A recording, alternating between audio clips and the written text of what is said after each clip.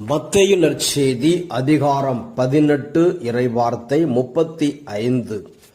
உங்களுள் ஒவ்வொருவரும் தம் சகோதரர் சகோதரிகளை மனமார மன்னிக்காவிட்டால் விண்ணுலகில் இருக்கும் என் தந்தையும் உங்களை மன்னிக்க மாட்டார். இறை இயேசுவில் அன்புமிக்க சகோதர சகோதரிகளே, பிறர் நமக்கு செய்த தீங்குகளை நாம் மனதார மன்னிக்க வேண்டுமென்று ஆண்டவர் அழைக்கின்றார்.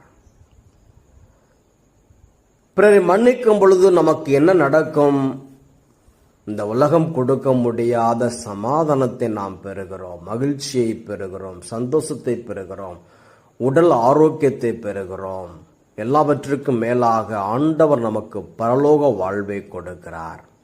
இயேசு கிறிஸ்து சிலுவையிலே தொங்கிக் கொண்டிருக்கும் பொழுது அவர் செய்த காரியம் என்ன? எல்லோரையும் மனதார மன்னித்தார். ஆம், ஸ்தேவான் அவரை கல்லால் எறிந்து கொண்டிருக்கும் பொழுது அவர் சாவதற்கு முன்பாக எல்லோரையும் மனதார மன்னித்து ஜெபித்தார்.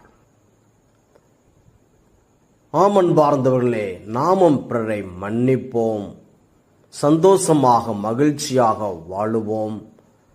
பிறரை நாம் மன்னிப்பதற்கு ஒருவேளை அவர்கள் தகுதி இல்லாமல் இருக்கலாம், ஆனால் நாம் மகிழ்ச்சியோடும் சந்தோஷத்தோடும் சமாதானத்தோடும் வாழ்வதற்கு தகுதி அடைய பிறரை மன்னிக்க வேண்டும்.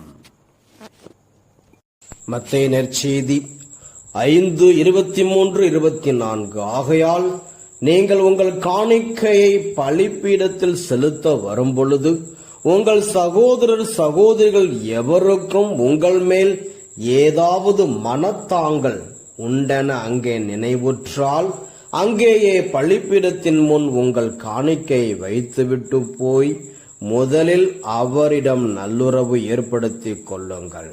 பின்பு வந்து உங்கள் காணிக்கையை செலுத்துங்கள். நம்மை ஆண்டவர் ஏற்றுக்கொள்ள வேண்டும் என்றால் நாம் பிறரை மன்னிக்க வேண்டும். அப்பொழுது நம்முடைய காணிக்கையை ஆண்டவர் ஏற்றுக்கொள்வார். நாம் சமாதானத்தோடும் சந்தோஷமாக வாழ முடியும். மரிய கொரட்டி என்கின்ற புனிதை தன்னை கத்தியால் குத்தியவரை அலெக்சாண்டர் என்பவரை மனதார மன்னித்தார். அவருக்காக ஜெபித்து அவரை ஆசீர்வதித்தார். என்ன ஆனது தெரியுமா? அந்த அலெக்சாண்டரும் கூட புனிதரானார். நாம் பிறரை மன்னிக்கும் பொழுது இப்படிப்பட்ட காரியங்கள் நடக்கும். ஆமென்.